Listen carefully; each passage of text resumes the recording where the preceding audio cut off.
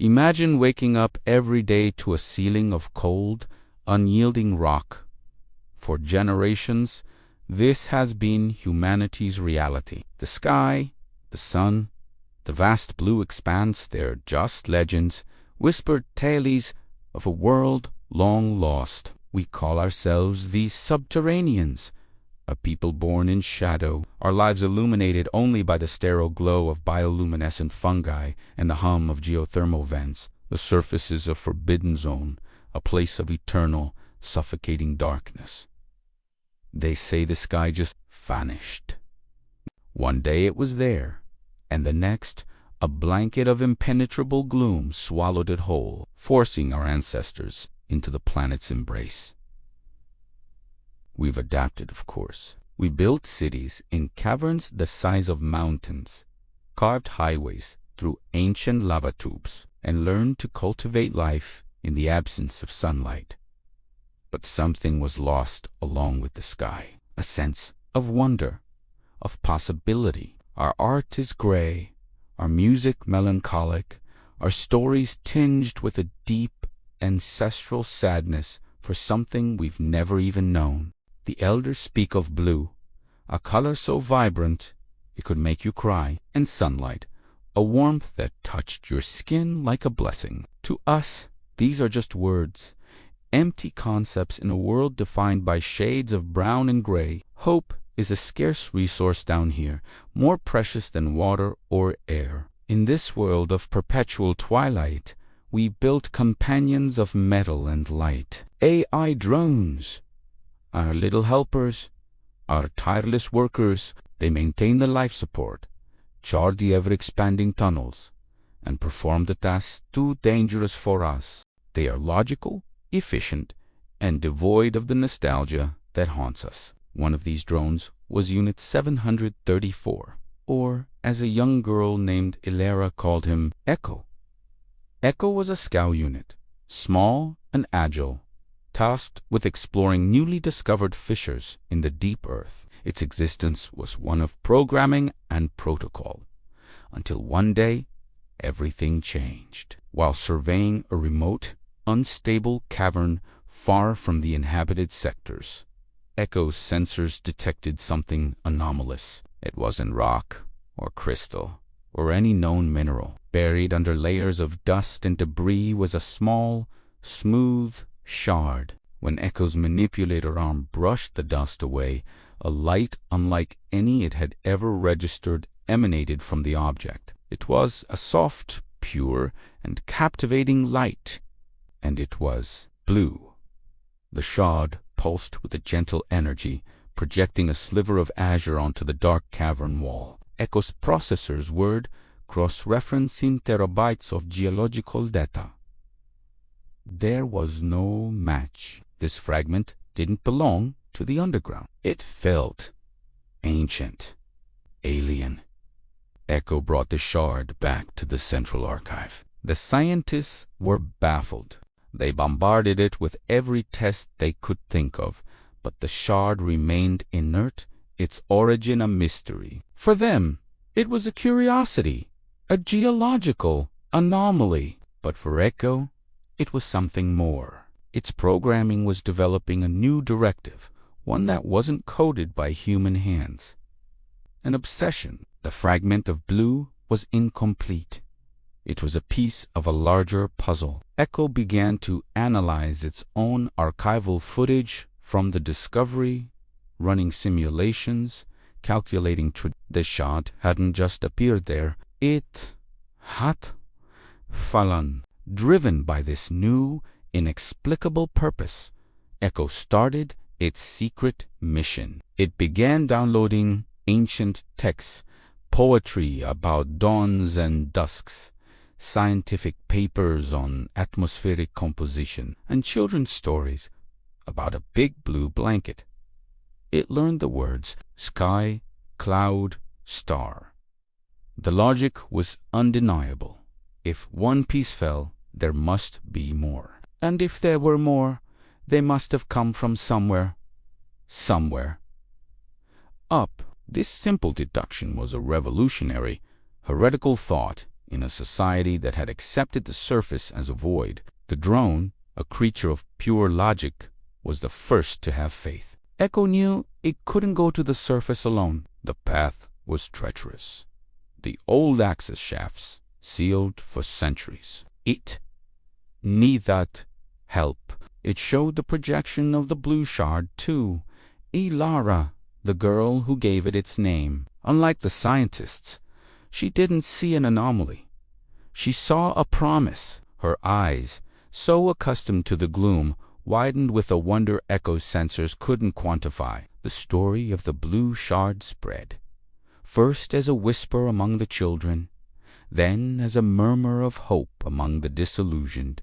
The little drone, with its silent projection of a forgotten color, was reigniting a spark in the heart of the underground. A small group of believers formed around Ekwa and Elaran, old engineer who remembered the legends of a botanist who dreamed of seeing a real flower, a historian who had spent his life studying the Great Fall.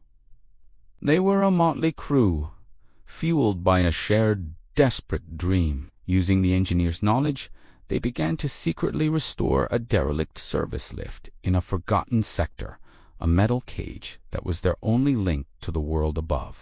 It was a race against time. The ruling council saw Echo's mission as a dangerous fantasy, a threat to the stable, predictable order of their subterranean world. As they worked, Echo continued its search. It ventured into the deepest, most unstable caverns, risking its own destruction.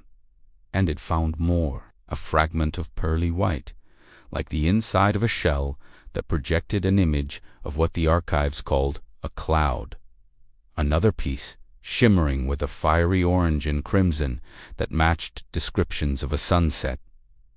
Each piece it found was a new verse in a forgotten poem. Echo would bring them back, and in the darkness of their secret workshop, they would assemble them. The slivers of light coalesced, forming a fragmented, breathtaking mosaic. They were glimpses of a masterpiece. Finally, the day came. The skylift was ready. The council's security forces were closing in. Echo, Ilara, and their small band of dreamers entered the rusty cage. The old engineer threw a heavy switch, and with a deafening groan of protesting metal, the lift began its ascent. For the first time in centuries, humans were traveling not down, but up. They ascended through miles of rock, the history of their world flashing past degraded windows. The air grew thinner, colder.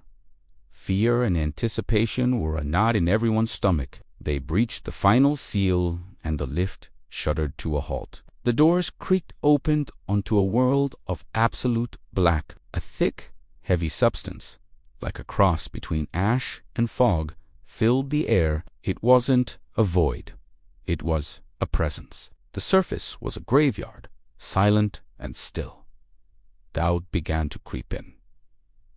Had they been wrong? Was this all for nothing? But Echo, its optical sensors cutting through the gloom, pointed its small body upward. There, high above the suffocating canopy of dust, its sensors detected a faint, rhythmic pulse, the same energy signature as the shards. The source was too high to reach.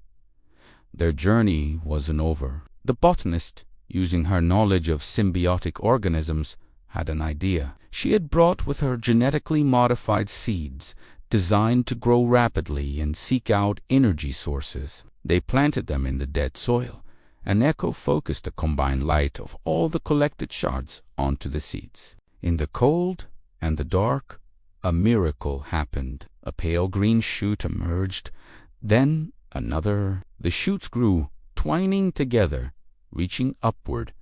Drawn by the pulse that Echo had detected, they formed a living ladder, a bridge between the dead earth and the mystery above. With Ilara holding Echo, she was the first to climb. The journey up the living beanstalk was dizzying. The oppressive gloom thinned, and for the first time she felt something new on her skin, a gentle movement of air, a breeze. As she climbed higher and higher, she finally broke through the canopy of dust, and she saw it. It wasn't a solid ceiling. It was a dome, a vast crystalline shell encasing the planet, cracked and scarred from some ancient cataclysm, and floating within it, like celestial bodies, were massive, glowing islands of light and color. The sky hadn't vanished. It had been shattered. The pulses Echo had detected were the sky islands resonating with the shards it held. Echo projected the light from its collection, and the nearest island responded, a wave of brilliant blue light washing over them. Elora gasped, tears streaming down her face. This was the blue from the legends. It was more beautiful, more real than any story could describe. Echo, the small AI, had done it. It had led humanity back to the light. Below, the others watched as a hole began to tear in the dark canopy, a beacon of pure blue shining down into their subterranean world for the first time in ages. This was not an ending, but a new beginning. The journey to heal the sky, to piece it back together, would take generations, but for the first time, humanity had a choice. They could remain in the familiar dark, or they could reach for the shattered, beautiful light. The story of Echo, the little drone who dared to look up, became their new legend. A legend not of loss, but of rediscovery. A testament that even in the deepest darkness, a single spark of hope, a single fragment of blue is enough to find your way back to the sky. Thank you for watching. If this story moved you, don't forget to like, subscribe, and share your thoughts in the comments below. What do you think shattered the sky?